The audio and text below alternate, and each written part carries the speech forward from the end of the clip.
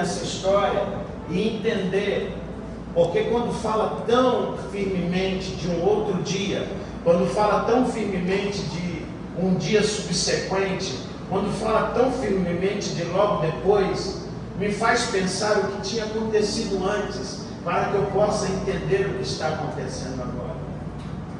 E quando eu leio esse texto, eu sou obrigado a voltar um pouco antes para entender por que Jesus estava nesse lugar, entender qual era o propósito de Jesus e entender o que Jesus queria para a vida daquela mulher e para ele, para o ministério dele. É fato que dias anteriores começam mais ou menos assim.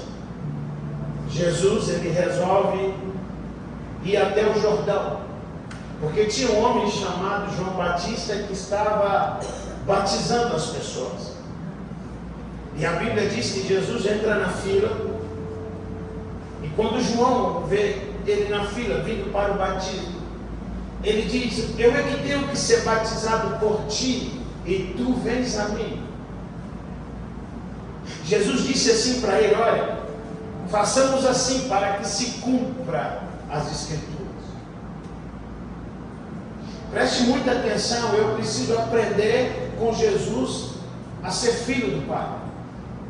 Porque quando ele entra na água e que ele sai da água, a Bíblia diz que o céu se abre, uma voz sai do céu, o Espírito vem como pomba, não é uma pomba, mas ele vem como pomba, e essa voz do céu dizendo: eis meu filho amado em quem eu tenho prazer.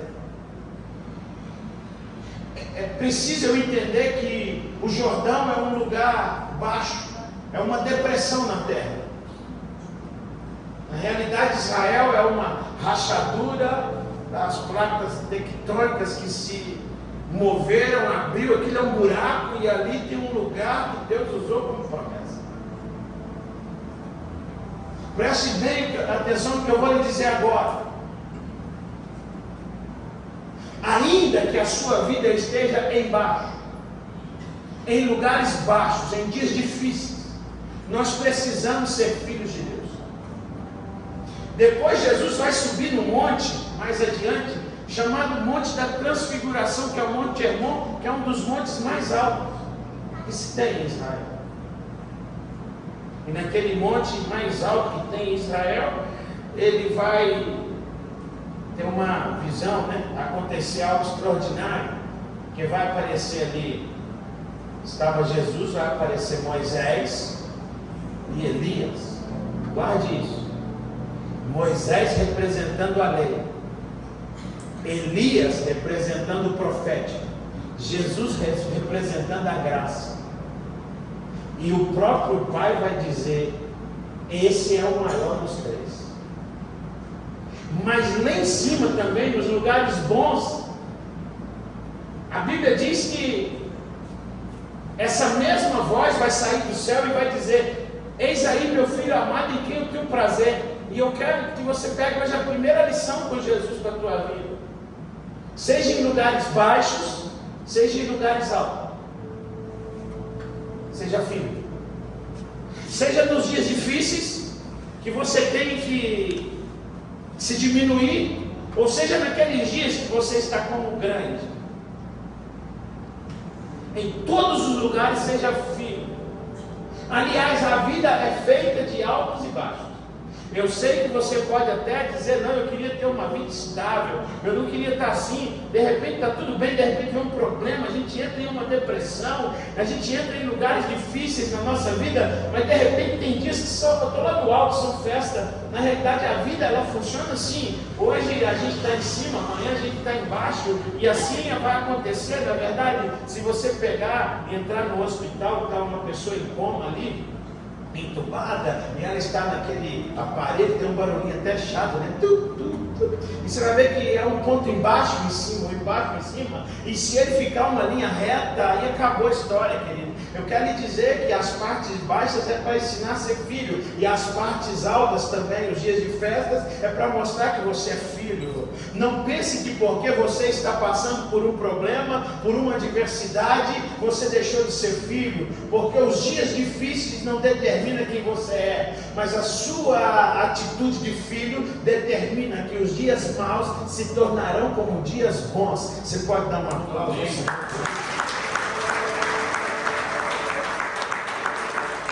Sabe, irmãos, a gente precisa aprender com Jesus, porque ele está lá no Jordão e ele está dizendo: olha, não, vamos fazer isso para que se cumpra as Escrituras, para que se cumpra a justiça, para que tudo se cumpra. Nós não vamos negociar. E aí Jesus sai daquele batismo, aí você já sabe, ele vai para o monte e ele vai ficar ali levado pelo Espírito. Ele não foi porque ele quis, o Espírito levou para ficar 40 dias. Diga-se de passagem, se você tem um ministério, a melhor maneira de confirmar esse ministério é jejuando 40 dias. Eu me lembro que nós jejuamos no nosso ministério 40 dias, da hora que o sol saía até a hora que o sol se punha, nem comida, nem bebida, nem água, nem nada. Para que Deus confirmasse o ministério para nós. Moisés vai ter que passar pelos 40 dias, para Deus entregar para ele as tábuas da lei, para fazer ele ser quem ele era.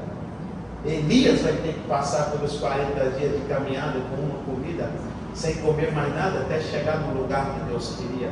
O ministério está ligado a 40. Aí Jesus vai ficar em 40 dias de jejum. Você já sabe, o diabo vai aparecer lá, vai fazer propostas para ele vai vencer o diabo, ele vai refutar o diabo. Jesus estava sabendo quem ele era, para onde ele ia, aonde ele queria chegar. Jesus agora, ele vai sair daquele lugar, ele vai escolher alguns discípulos, vai acontecer algumas coisas, falamos aqui, né? Ele leva alguns para casa, mas agora tem uma festa de casamento. Os sinais não tinham se dado ainda. Quando Jesus chega na festa, a mãe de Jesus chega lá e fala: olha, meu filho, o vinho acabou. Ele fala: que tenho eu contigo, mulher, ainda não é chegada a minha hora. E ela dá uma direção para quem quer viver milagre. Deixa eu te dizer uma coisa: se você quiser viver milagre, ainda que não seja a hora, faça como se fosse a hora, porque tem até uma música aí secular, me desculpe, não me refute por isso, né? Quem sabe não espera, faz a hora acontecer. Na realidade ela fala: façam tudo o que ele vos disser. Mas ele tinha dito que ainda não era chegada a hora, mas por aqueles homens fazerem o que ele havia dito, um milagre vai acontecer, porque ele vai dar uma ordem para aqueles homens. Na realidade era uma festa. Eu quero até explicar isso. E são festas que às vezes têm vazios. Tem muitas pessoas por aí vivendo festas, que essas festas estão cheias de vazios. Ninguém consegue identificar os vazios das suas festas, mas Jesus, quando está ali, consegue identificar que as talhas estavam vazias. Elas não estavam perto dele, elas estavam no local da entrada, provavelmente já até num lugar que ninguém estava entrando, a festa já estava acabando, e ele agora vai dar uma ordem para aqueles homens: encham lá aquelas talhas de água. Nós não estamos falando em um balde de água, nós estamos falando em mais de 700 litros de água. Nós estamos falando em 6 talhas, que cada uma delas tinha de 80 a 120 litros de água. Inclusive, um ano desses, nós estivemos em Caná da Galileia, e eu fiquei assustado quando eu vi o tamanho de uma talha e o quão pesada ela era. E aquele dia não tinha água encanada para que aqueles homens pudessem encher aquilo de água. E aqueles homens começam a carregar as latas, sabe-se lá de onde, mas eles completam, eles fizeram o que ele mandaram. E eu quero lhe perguntar: o que tem a ver a falta de vinho com encher aquelas talhas de água? Nada, porque milagre não tem uma receita certa, milagre não tem uma receita que o homem explica. Não fica esperando que o milagre vai acontecer na sua vida da maneira que você pensa, porque o homem não pode dar caminhos a Deus. Afinal de contas, em Isaías capítulo 55, versículo 9 e 10, diz que o caminho dos homens e os pensamentos dos homens estão abaixo dos caminhos e dos pensamentos de Deus. O homem não pode dar caminho para Deus. Então tem gente que não vive milagre, sabe por quê? Porque Deus manda fazer uma coisa que não tem nada a ver, mas Ele não faz. Eu estava falando hoje ontem eu estava conversando com meu irmão aqui, que é líder dos casais, e a gente estava falando que ele teve uma experiência com um apóstolo lá em Belo Horizonte, o apóstolo Marcelo Nilo. Ele estava em Belo Horizonte, ele é do Japão, até falei com ele agora, de tarde, ele acabou de chegar do Japão agora, dia 17. Chegar lá, nós vamos nos encontrar. E ele tem um negócio assim que ele tem uma graça de cura, irmão. Ele não ora para você ser curado. E se você falar isso com ele, ele vai lhe ensinar que a Bíblia não mandou orar, mandou curar. Se você tem Jesus chegando perto do enfermo, ele vai curar. Se você tem Jesus chegando perto do cativo, ele vai se libertar. Porque aonde Jesus está, um milagre já aconteceu, querido. E eu só quero notificar que ele está aqui agora, ele está aqui essa noite. Você só vai sair daqui sem o milagre se você quiser. Dê um aplauso aí, irmão.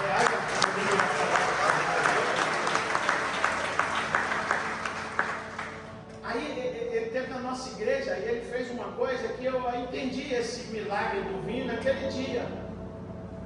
E chegou uma mulher toda ferida, os braços com umas bolas, com uma coisa assim de uma alergia, sabe? E essa mulher chegou para ele é meio que ignorante, irmãos. A mulher falou para ele assim, ele chamou os enfermos na frente, ele perguntou o que ela tinha, falou, eu tenho essas feridas, contou tudo, ele falou, o que eu tenho com isso?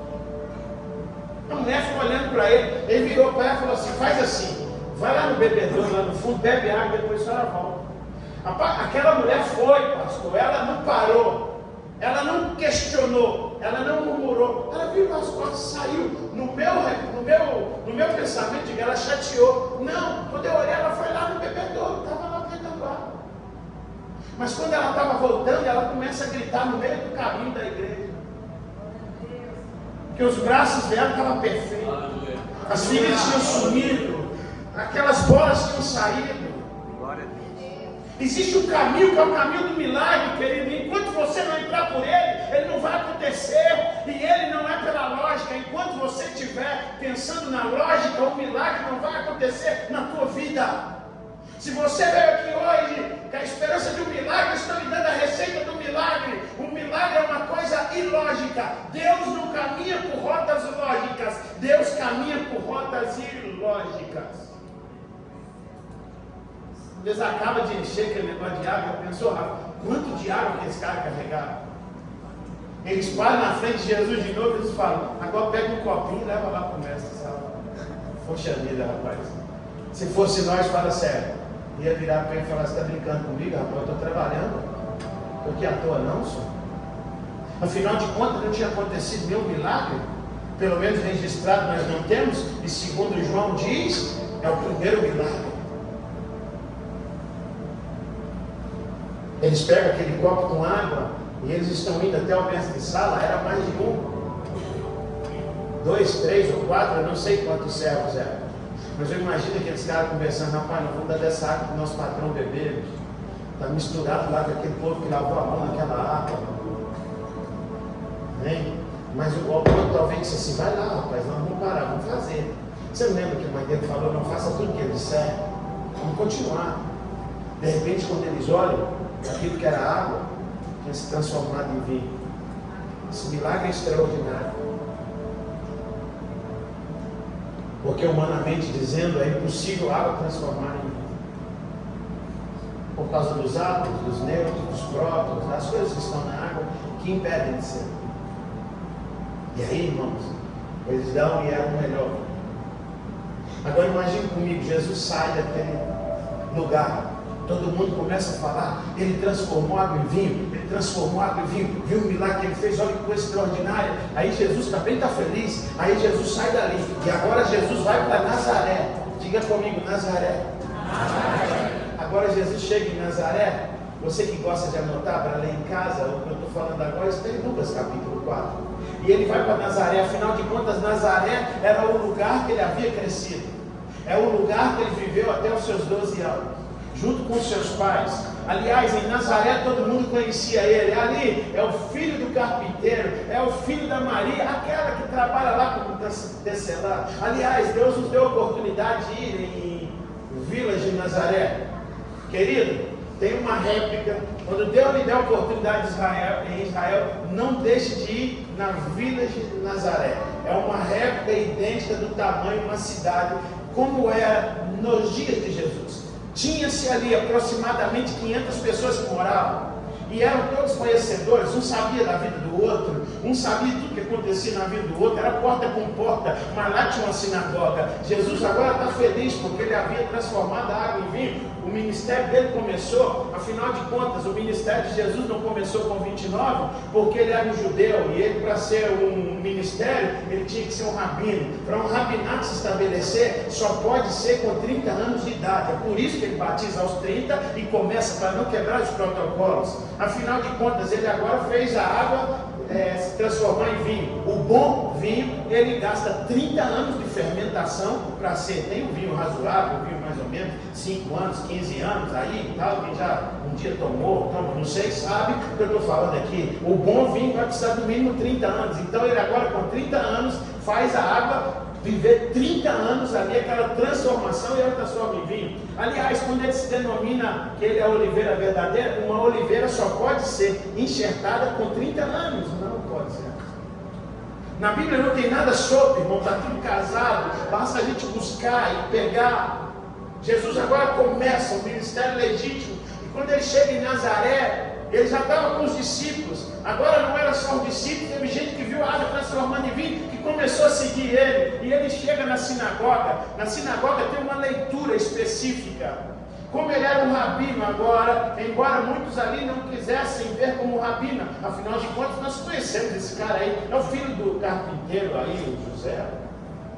Mas quando ele chega, dava-se oportunidade de ler, e ele pega a Torá para fazer uma leitura aleatória que o convidado faz. E ele abre ela no livro de Isaías, e ele começa a falar: o Espírito do Senhor está sobre mim. Ele me ungiu para dar vista aos cegos, para pôr em liberdade os que estão cativos, para libertar aqueles que estão oprimidos. Ele não estava nem falando que era ele, mas Jesus, quando falava das Escrituras, ele tinha uma tonalidade diferente, porque na realidade ele era a própria palavra falando dele mesmo. Porque no princípio era o verbo, era a palavra, mas a palavra agora se fez carne, e ele estava falando da palavra que era ele. Então você vai ver alguns textos que algumas pessoas, alguns fariseus vão chegar assim, ou alguns ouvintes, ele fala como os outros falam, a mesma coisa que os outros falam, mas ele fala de forma diferente. Jesus não falou que era ele, mas eles entenderam que era ele, porque ele era a promessa que estava acontecendo. Só que naquela hora, os seus, escute isso, porque eu estou no dia anterior a esse que você está vendo agora, lá da viúva. Né? Esse é o dia anterior. Esse é o dia anterior. Sabe o que acontece no dia anterior? Aquelas pessoas da sinagoga, porque naquela época quem errava, acontecia duas coisas. Ou poderia lhe apedrejar pela heresia, ou lhe empurrar de um precipício. Então eles pegam Jesus e levam ele a um precipício para empurrá-lo lá de cima. Só que o ódio era tanto entre eles, o ódio cega, irmão. O ódio era tanto contra Jesus, que na realidade Jesus vai sair, eles nem percebem que Jesus sai. E eles não empurram Jesus. Quando você for na vila de Nazaré, você vai entrar na sinagoga, tem a réplica lá do templo, e você vai pegar o caminho que eles fizeram para levar Jesus, e você vai lá no precipício, olhar onde eles chegaram com Jesus, para empurrar, mas não empurraram. Jesus sai daquele lugar questionado pelos seus. Jesus sai dali agora, ele começa a viajar de novo. Agora ele tem que passar por Galiléia. Galiléia aconteceu um milagre. Agora vai acontecer o segundo milagre do ministério de Jesus. Qual foi? Um homem, um oficial, vai correr até Jesus pedindo para que Jesus cure o filho dele. Jesus fala: olha, o profeta tem honra na sua casa. O profeta não tem honra na sua casa, afinal de contas, ele foi recebido na Galiléia com muita festa. Afinal de contas, eles tinham visto um milagre, e na terra dele ele não foi recebido. Ei, se o lugar que você esperava que você seria, você não é, não deixe de ser, porque Deus tem um lugar novo para fazer você ser a voz dele, aonde você estiver. Eu não sei se você entendeu. Se alguém não acreditou em você, continue acreditando naquilo que Jesus prometeu para você. Você pode dar um aplauso ao Senhor? É isso que eu aprendo com Jesus. Porque Jesus vai sair, vai passar por Galiléia, oficial, ele vai dar uma palavra, seu filho não vai morrer. A Bíblia diz que aquele oficial vai viajar, quando ele está chegando em casa, os seus servos virão na sua direção e vão dizer assim: ei, o teu filho melhorou. E ele vai perguntar que hora, eles vão dizer assim: 1 hora. Que hora? Que hora que era? Diga 1 hora. Era 1 hora. E ele vai dizer: foi a hora que Jesus deu a palavra. Esse foi o segundo milagre de Jesus. Só que é interessante porque Jesus não para. Jesus vai fazer uma viagem de Nazaré até Naim, que segundo estudos daria aproximadamente 24 e 27 horas de viagem sem parar. Uma viagem sem interromper. Jesus não para. Jesus continua viajando até no outro dia. E no outro dia ele entra numa cidade chamada Naim, cujo nome significa lugar de beleza escondida. Afinal de contas, aquele lugar estava triste. Tinha uma beleza, mas ela estava escondida. Olhe para mim. Talvez tenha uma beleza na tua vida que ela está escondida por causa das mortes que vem acontecendo. E às vezes essas mortes não é de alguém que morreu, mas é de um filho. E filho na Bíblia representa sonho. É de mais um sonho que você sepultou. Aliás, eu quero deixar a pergunta: quantos sonhos você já desfez deles por causa das crises? Quantos sorrisos você já dispensou do seu rosto por causa das crises? O que me preocupa hoje é que quando nós chegamos nas igrejas, ou na igreja que eu sou pastor, você olha para o crente, ele está triste. Ele anda olhando para baixo, quando deveria viver Salmo 121, levar os olhos para os montes, porque é de lá que vem o socorro. Eu começo a conversar com as pessoas da igreja e olho quantas delas estão desistidas por causa de uma notícia ruim, por causa de um problema que viveu, por causa de um projeto que não deu certo, e ela acaba desistindo, desiste do casamento. Aliás, quem aqui já deixou de orar pela tua família, porque você orou, parecia que não ia dar certo, parece que não vai dar certo, você começou a orar, a coisa parece que piorou e você desistiu, você sepultou um sonho. Filho na Bíblia representa sonho, vinho representa alegria, mulher representa igreja. Quando você lê a Bíblia tem essa ótica. Jesus ele vai atravessar aquela cidade. Jesus não vai parar para no outro dia, escute comigo, no outro dia, no dia subsequente, logo depois, ele encontrar com uma mulher que estava enterrando o seu filho único e ela já era viúva. Sabe o que eu aprendo com Jesus? Olha para mim. O dia anterior não pode definir o dia posterior. Poxa, pastor, hoje deu tudo errado. Vá dormir, irmão. Amanhã, quando você abrir os olhos, lembre-se: o dia de hoje não pode definir o de amanhã, porque um dia não pode matar uma promessa. Um dia ruim não pode definir uma história. Um dia ruim não pode determinar uma causa. Um dia difícil não pode determinar o resultado da sua história. Eu não sei se você desistiu por causa do dia de hoje ou por causa do dia de ontem, mas lá em BH Deus me deu essa palavra para ministrar aqui hoje à noite, para dizer para você uma coisa: Deus é perito em ressuscitar sonhos. Jesus é perito em ressuscitar sonhos. Afinal de contas, no ministério de Jesus, ele ressuscitou só 3 pessoas em vida, no seu ministério em vida. Ele ressuscitou uma menina que estava em casa, a filha de Jairo. Ele ressuscitou esse jovem a caminho de ser sepultado. E ele ressuscitou um Lázaro que já estava sepultado há 4 dias. Eu não sei se o seu problema ainda está em casa, sendo velado. Eu não sei se você já está caminhando para sepultá-lo. Eu não sei se o seu sonho, o seu propósito, a sua promessa, você está de sepultar. Ou eu não sei se essa promessa já está morta, sepultada e fedendo. Mas uma coisa eu sei: Jesus não fez nada por fazer. Uma informação ele deixou. Se for dentro da sua casa, ele resolve. Se estiver na rua, ele resolve. E se já tiver sepultado, ele também é capaz de resolver. Você pode reagir. Amém. Glória a Deus.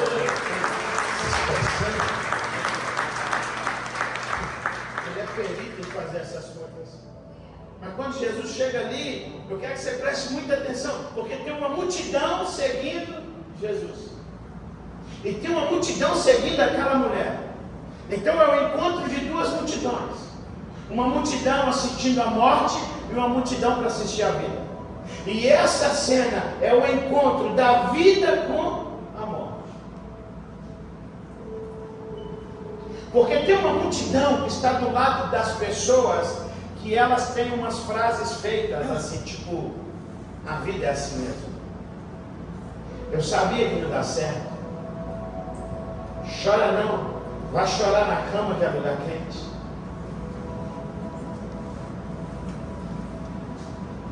A vida é cruel. Talvez nós ouvimos isso dos nossos pais, né? A vida é difícil para todos. Preste atenção numa coisa: toda pessoa desistida vai querer que você desista. Toda pessoa ferida, ela tem um propósito, ela quer te ferir também. Toda pessoa que parou de sonhar quer que você também pare de sonhar. Se tinha um costume de velar 3 dias, porque tinha uma tradição dos judeus, tem, e depois que a pessoa morre, o espírito dela, a alma, entenda como quiser, fica próximo ao corpo por 72 horas. Os antigos, algumas pessoas acreditavam nisso. A minha avó acreditava nisso. Eu tinha uma avó muito engraçada, irmãos. A minha avó, ela levava a gente na cruzada de milagre do missionário, lá no bairro 1º de Maio, lá em Belo Horizonte, 3 horas da tarde, rapaz, lá naquela telha de amianto baixinho, calorão. O missionário ungia a gente, eu achava o óleo cheirosinho. Era um negócio assim, o culto começava 3, terminava 6, naquele calorão. Quando era sexta-feira, minha avó levava a gente na Dona Lida para tomar um passe. Tinha uma dona lá, ela levava a gente na sexta-feira para tomar um passe. E domingo ela levava a gente da igreja católica. Era uma confusão, mas minha avó tinha essa mania de que se a pessoa morresse, o espírito dela ficava em pé. E eu era medroso demais, irmão.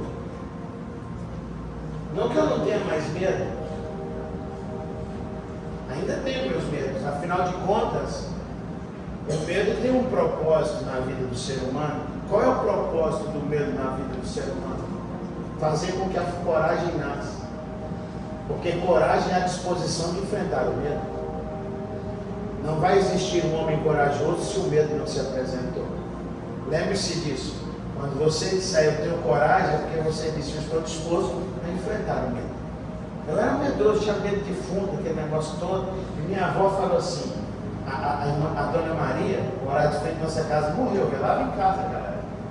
Não é que você ainda é tão antigo isso, irmão, pelo amor de Deus, não me tempo por dela. Mas tem uns 30 e poucos anos atrás, aí, quase 40, né?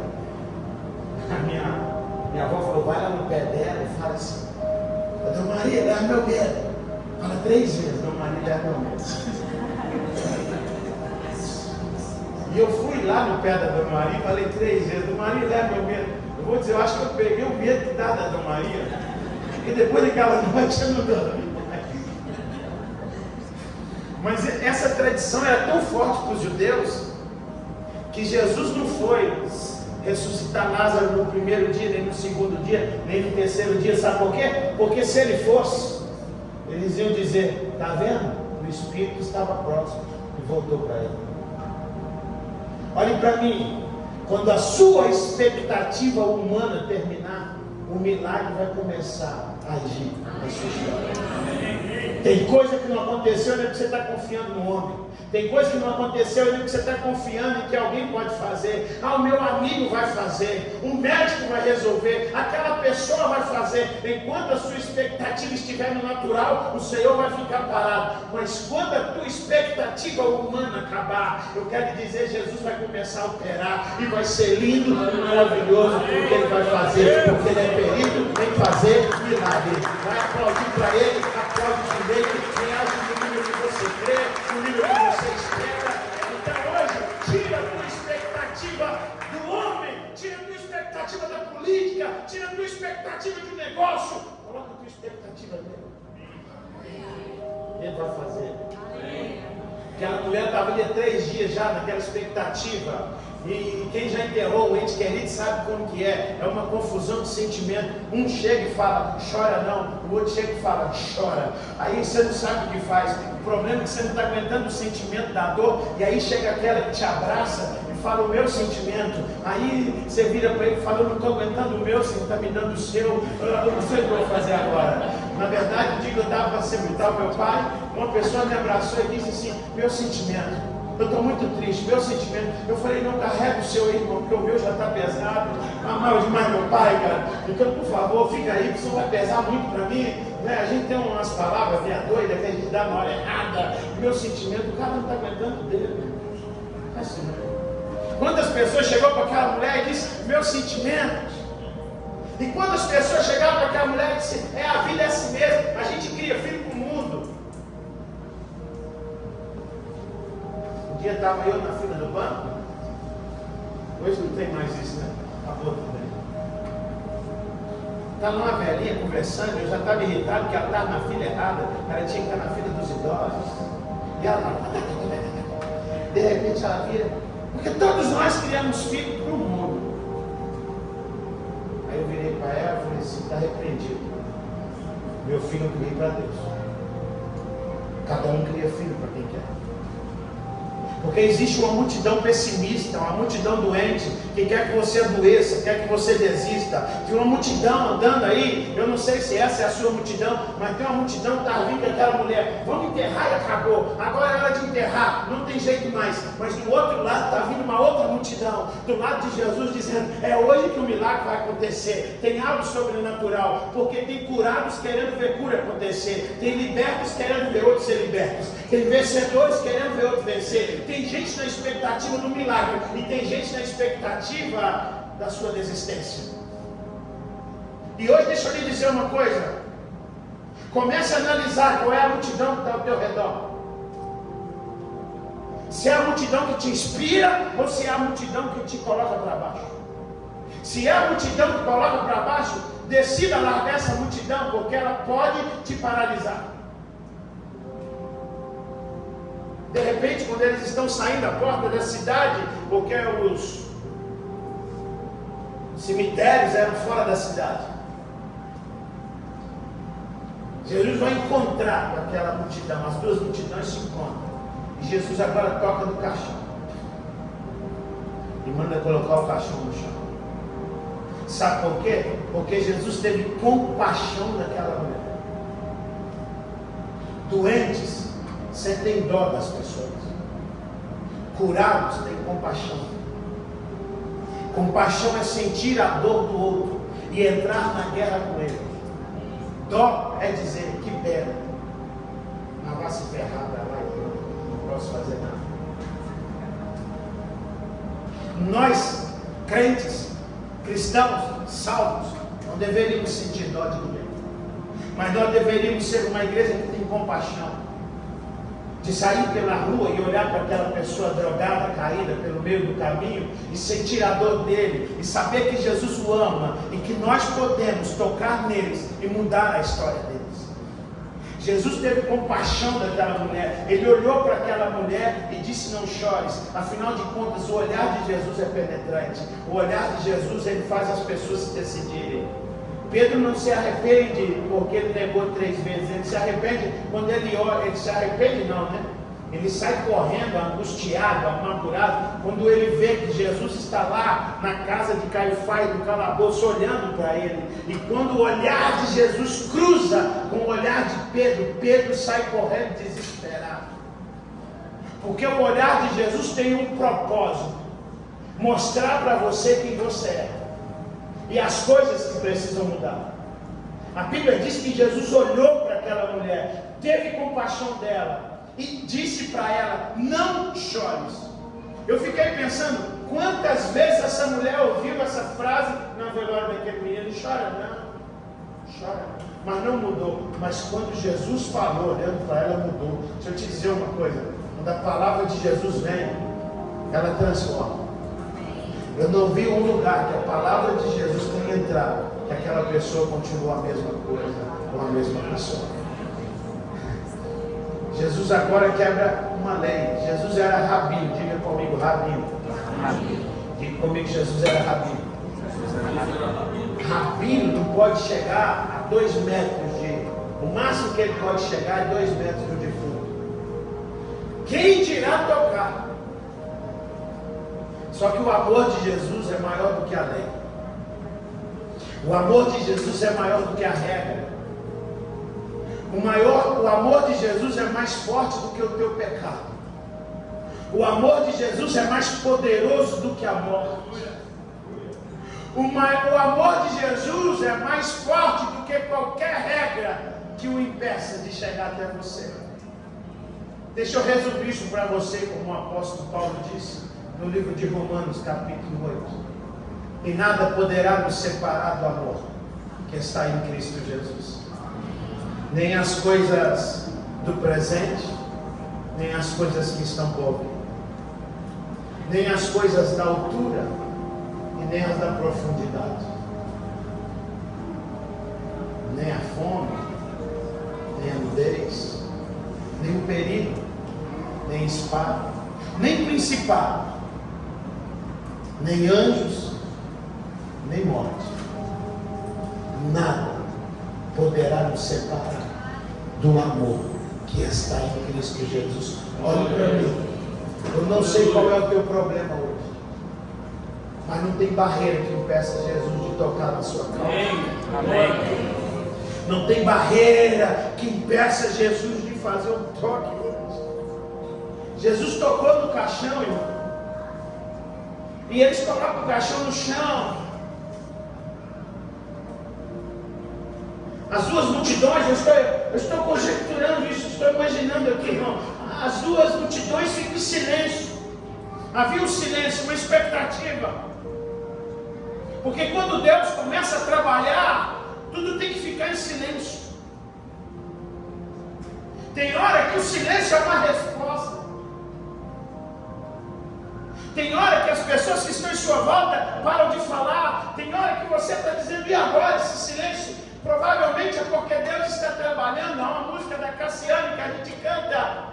A gente precisa entender o que Deus está falando. Que quando Ele fica em silêncio, é porque está trabalhando.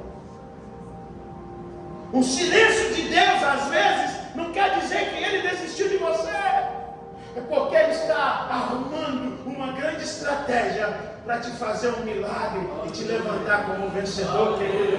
Eu não sei se você veio aqui hoje precisando de uma direção, uma resposta, mas eu vim trazer essa palavra hoje para pessoas que estão aqui, que deixaram de sonhar. Você deixou de sonhar com o teu ministério, você deixou de sonhar com o filho, você deixou de sonhar com sua casa, você deixou de sonhar com o seu casamento, você deixou de sonhar com a tua empresa, você deixou de sonhar com o ministério que Deus te deu um dia para servir o Senhor. Alguma crise, alguma adversidade te feriu, te machucou, te paralisou, mas não é porque eu estou aqui. Ele está aqui todos os dias e Ele está aqui agora, Jesus, e Ele está pronto, querido, para tocar. Não impeça Ele de tocar, não impeça Ele de botar a mão, porque onde Jesus toca, transforma. Aleluia. Agora, o que estiver morto, passar a falar. Eu quero que você entenda isso. Jesus está conversando com o que está morto para você há muito tempo. O que para você já não tinha mais voz, para Jesus está em um bom diálogo. Ele começa a conversar com o menino que está morto, porque Ele é perito em pegar as coisas que morreram para nós e fazer delas vivas e falantes. Aí Jesus levanta aquele jovem e o entrega para a mãe. A história, basicamente, ela termina aqui para nós. Mas com certeza ela continua aquele dia. Aquela mulher voltando para casa de mão dada com o seu filho. Eu não sei quem vai voltar para casa hoje com você.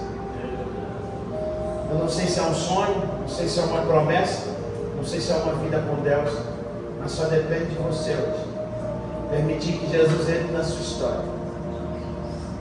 Permitir que Jesus entre na sua causa.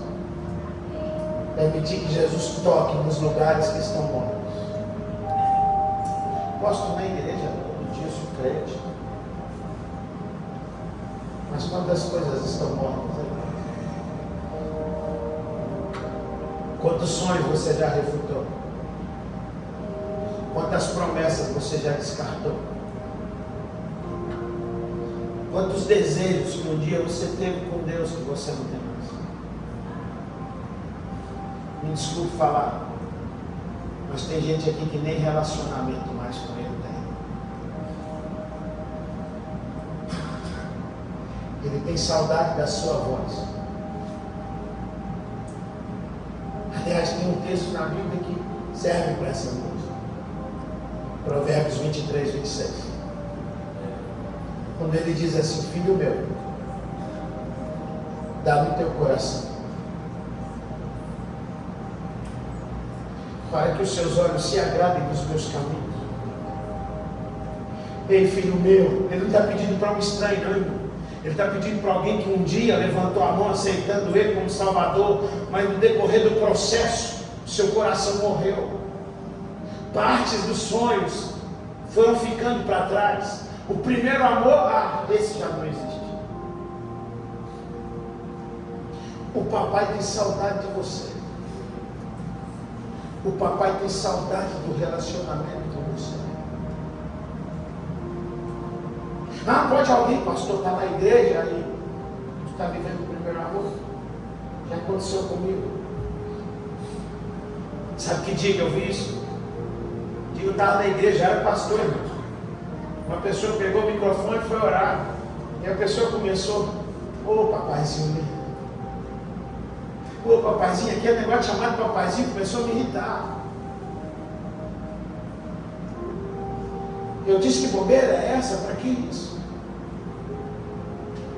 Naquela hora o Espírito Santo me convenceu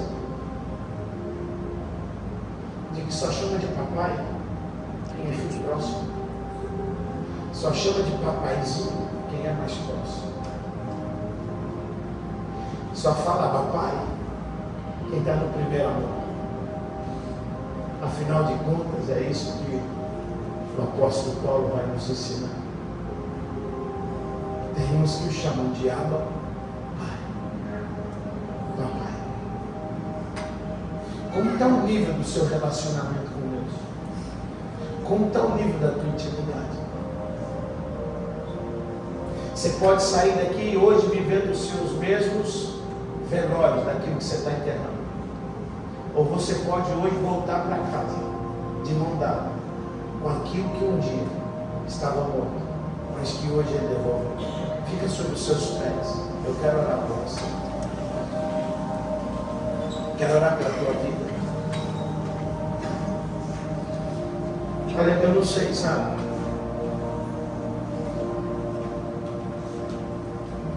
Não sei como você está. Não sei como está o teu nível de relacionamento. Mas o segredo maior daqui foi duas coisas. Primeiro, Jesus não desistiu. E segundo, ela deixou tocar. Ela podia dizer: não nos impeça. Estamos cansados. Já estamos há 3 dias velando. Deixa a gente acabar com isso logo. Talvez hoje você está querendo fazer assim. Não, deixa como está.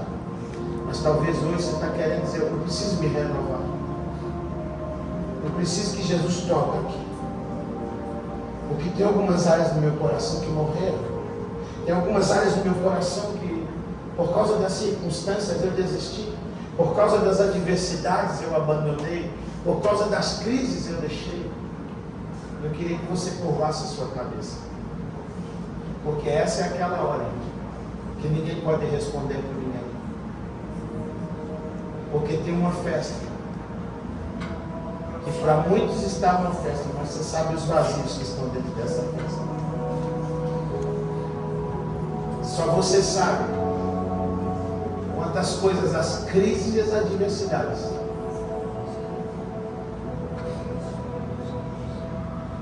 fizeram você desistir.